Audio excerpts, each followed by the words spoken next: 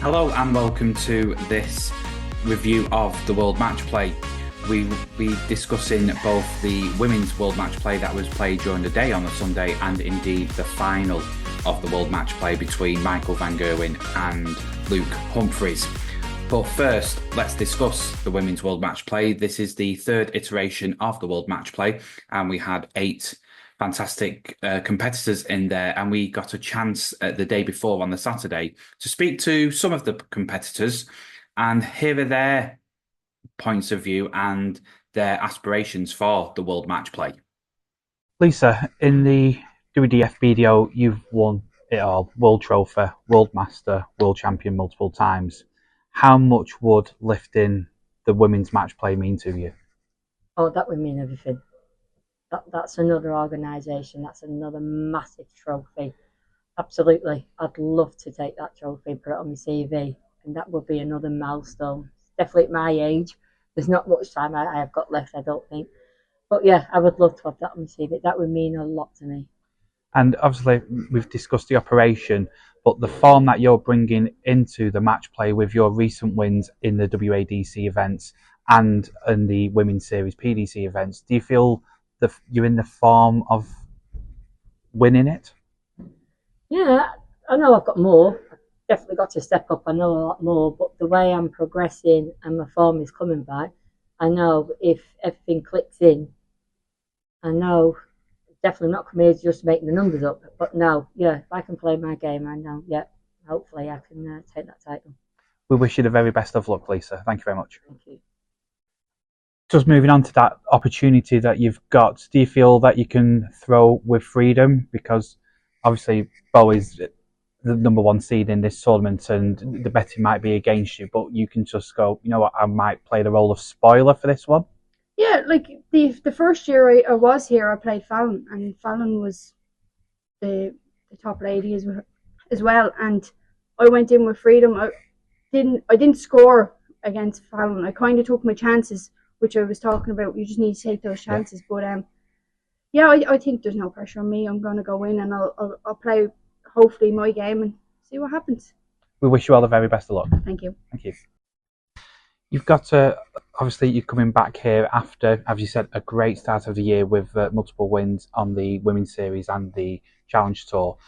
The confidence has got to be very at a high standard than you did on making your debut last year. Yeah, I played some amazing players over the past few months. I played some really good games, and I've beat everyone in the women's game. So I know I can do it. I know I can play a really good game. Now I just have to do it. We wish you the very best of luck. Thank you. Thank you. Fallon, you have an opportunity of being a 2-time World Matchplay champion. How much would it mean to you to take that trophy back home with you? Oh, it'd mean the world. Do you know what I mean? Just to win a title like twice, it's being part of the history again. Winning the first one, great. Everyone wants to be a 2-time winner. We wish you all the best of luck. Thank you. Thank you. Obviously, you've won the WDF World Women's title twice. How much would it mean winning this one twice and being a back-to-back defending champion in 2 realms? Yeah, it would be great. You know what I mean? But it's one of them. It's like the more I sort of win on the PDC, like when I won the development tour, it was really like special, and it sounds really weird to say, but it's a hard one with these because it's on the day. You don't really know what's going to happen. It's obviously only best of 7 as well, so with ladies, we're not sort of used to playing on these sort of stages, and that it's a bit different to what you would normally play on. So, but if I am to obviously win it tomorrow, it'd be amazing and a massive achievement. But if not, I just gotta take it on the chin and move on. I mean, there's been plenty of footage of you when you first started out at such a young age. Do you look back at that person and you think, if you could tell them how much that person was going to be successful, how would that make you feel? I don't know, it's a strange one because obviously when I was younger, there's other things to think about, and obviously you're in school and you're thinking, is darts going to work out? Because obviously at the time, back then, you think with the ladies, obviously the money's not great, and it was tough. And then obviously the PDC put the women's series on, and that sort of opened up a new era for us all in a way. I don't really know what to say about it, but I miss being young. I miss having the like just going We all and do. not caring and stuff. I think the more I get older, the more I think about stuff and try and like just the anxiety of playing big tournaments and that. And yeah, I'd rather be 13, 14 right now talking, but I'm not. So, but yeah, I mean, it matured me in a way and very quickly. So, I'm grateful for obviously the life I've got now from when I was younger. We wish you the very best of luck tomorrow.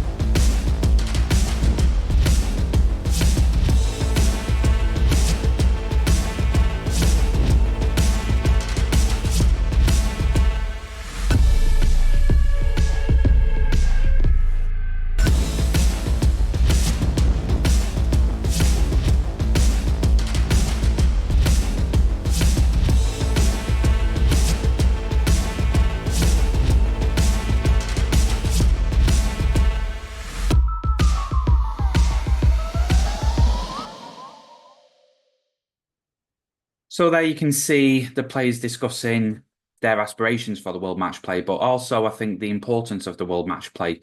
They don't get many chances to be on television, and they want to promote not just themselves, but the women's game.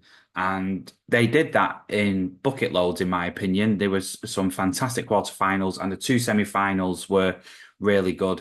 And then the final between Beau Greaves and Fallon Sherrock. It was a really close game, tough game, but in the end, Beau Greaves defending her title, maybe going on to 3 in a row. It was a really great performance by all the women involved, and we got a chance to speak to the winner straight after her win at the World Matchplay. And here is that interview with Beau Greaves. Beau, how does it feel to defend your title and obviously having been the first multiple winner of this title? Yeah, honestly, it feels great. And obviously, Fallon had the chance last year. Just fell short against Lisa, I think it was. But it's just nice to sort of know that I can do it. And I always find it difficult playing on the stage. I don't know what it is about the stage boards at the PDC. They're just difficult to play on compared to the floor games. But yeah, I'm just happy to be sat here and to say that obviously I've defended it.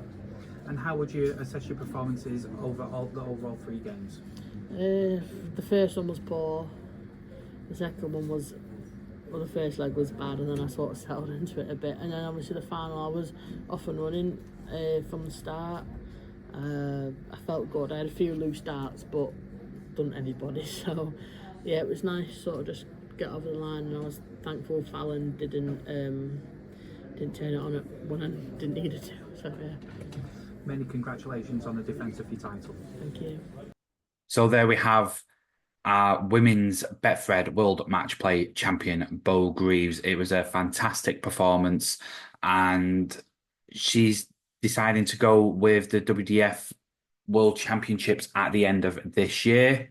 She's totally valid in her choice. I think, she wants to be that 3-time world champion.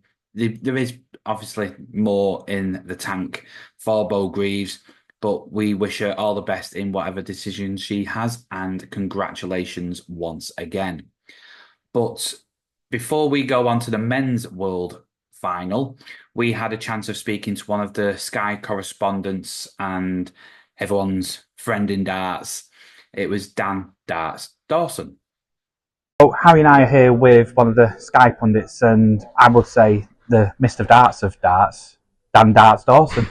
Yeah, there is darts in the name, isn't there? I mean, that was an accident, to be honest. It's only because I set up a Twitter account specifically called darts, and ended up with it being in the middle name, which makes me sound like a bit of a knob. But I'm stuck with it now. But it is true. You've come into darts, and for me, as a player looking in, and then as a fan as well, as I said to you before, I love your take on the game. I think you always have to find the other stories that are within darts rather than just the game of darts, and your ability to find that is really good. I mean, look, thank you very much, but I think that's basically just because of what I do. You know, it's long before I was doing it on the TV, I was doing it on the radio, but then I was doing the streamed events when they started streaming first Euro tours and then Pro tours.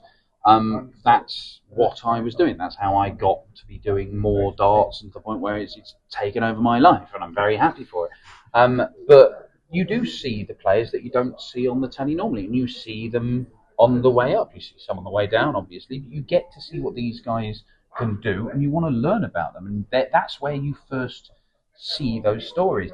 And I think a lot of even committed darts fans, the first time they'd see a player would be when they appeared at the World Championship or a big TV event. And now it's not that, because there's the internet has blown up and changed everything, but it's changed this sport. You can see these players, you can follow them, and so these stories are emerging often long before we get to see them at the World Championship. And that's, I've been privileged to sort of watch these guys even from Q School come through and become the players they go on to be. And when you talk about the Pro Tour events, there's been many Dawsonisms, where you've got Tony Newell's 18. There's been.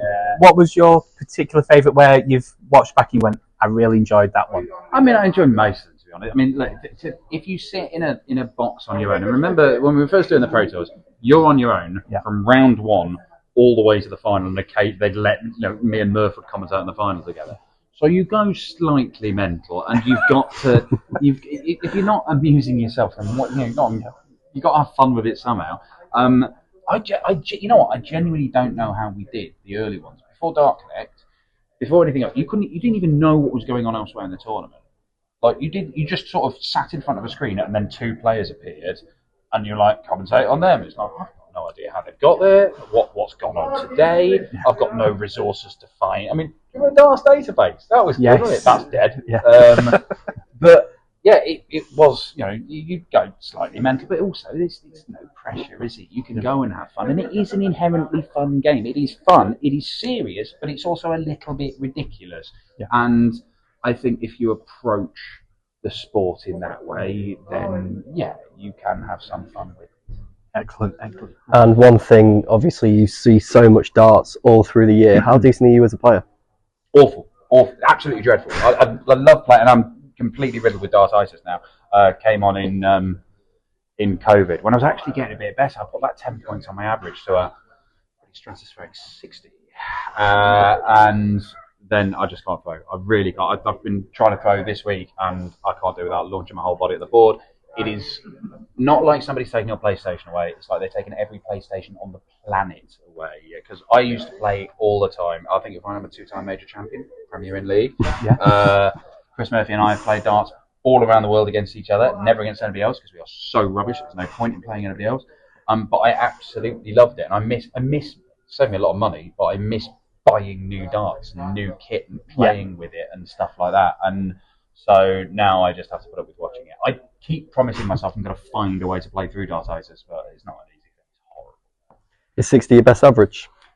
In an individual game, I know I've probably in the 60s. Yeah, I mean it was poor. It was really bad, really bad. But that's one of the beauties about the game, though, isn't it? Because you can always find somebody on your level, or just below it, Murph, who you can play and have good competitive games, and you can have fun. The basic elements of the game. If you find somebody who's of a similar level to you, you can have a good game. Yes, it's frustrating when you start on double one for 15 minutes, but you still get those times when you take out a massive finish. I say massive, 131. I think is what highlight. I was working on the radio. So before I was doing this, my day job was working at a radio station, and one of the lads I'd started doing the darts coverage.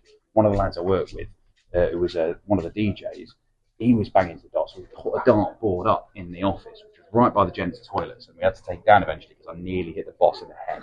But right before, we were playing a leg in the ad break just before the news bulletin when I had to go in and read the news. I've gone treble 20, treble 17. Russ, mate, I'm on for this. Double 10, celebrated wildly. News jingle goes. I have to go and read a news bulletin, and it was serious stuff. It's like stabbings and horrible stories. And all I could think of was, I've just taken out 131. This is the greatest moment of my life. Hopefully that didn't come across in whatever stabbing story I was reading. But it could have gone into the news bulletin, in the sports bulletin. Yeah, I mean, I very nearly put it in. Very nearly put it in. And literally just a few moments ago. Yeah, something magical has happened in the world of sport. Me. But yes, I remember hitting my first 180 in the Glaspalast in Sindelfingen while I was playing. It took me years to hit the first 180. And it's true, if you hit one, you'll hit loads more. But I did pretty much a lap of that entire building. It was majestic. Oh, you did a Mardell. I did, yeah, I did. I had no control over myself. It was absolutely amazing. And that's the joy. I love the game. I love playing it, I love watching it. And I love commentating or doing anything with it. It's an amazing sport. But yeah, I cannot tell you how frustrating it is not to be able to play it. You know, even to my awful state. Oracle Head Neck Cancer UK is one of the UK's newest charities that help improve head and neck cancer patients' quality of life and outcomes in the UK. They will achieve their mission through their RACE programme to overcome head and neck cancer crisis. Research projects, awareness campaigns, collaboration programmes and experience of patients of all backgrounds placed at the heart of everything. And this year alone, they are awarding 8 scholarships to attend the ESTRO Head and Neck Oncology Conference, launching community and PPI projects to promote early diagnosis, organising the 2024 Oracle Head and Neck Cancer UK Oncology Meeting in York, and that's in September, sponsoring the National Head and Neck Cancer Audit Feasibility Study, alongside with the Barno and other members of the Head and Neck Cancer UK Coalition, and awarding new medical research grants, social detriments of health and lab-based treatment advances. Help us by helping support Oracle by donating on their website, or you can go onto their Instagram page, their Twitter page, Facebook and LinkedIn. For more information, send an email to info@oraclecancertrust.org. Thank you. So again, thank you very much to Dan Dawson for that tremendous interview and an insight into how he indeed became the pundit he is now. And hopefully one day soon we'll be up there and doing our bit. But moving on to the final, and what a cracker of a final we had installed. Michael van Gerwen, Luke Humphries, the then world's number 1 and 2 at the time, and boy did they produce a final. Going straight into it with the first session, and Michael van Gerwen eking ahead 3-2, and you could feel that there was a bit more tension than normal, but Luke Humphries came back into it and then just started going ahead slightly and then just making a beeline for the win. And towards the end, going into that final session, there was just too much for Michael van Gerwen to catch up on Luke Humphries. And Luke Humphries winning 18-15. But you look at the stats and you look at the averages, not a lot in it. 2 points. There's not a lot in there. Checkouts, highest checkout for Luke Humphries, 141 against a 160, which was at a crucial time. The checkouts, you look at 43% for Luke Humphries and 34%. Was that a telling factor in the game? I think so, because there was a few legs there where Michael van Gerwen was trying to stamp his authority but was missing them crucial doubles. Luke Humphries hitting them when needed. And then you look at the rest of the stats in terms of the hundreds thrown. Again, not a lot in it. The 140s, not a lot in it. But then you go to the 180s and Luke Humphries doubling up the number of what Michael van Gerwen produced on the 180s, which just shows the power scoring that Luke Humphries has now in his arsenal and is making him a multiple winner of multiple events and is the number 1 in the world.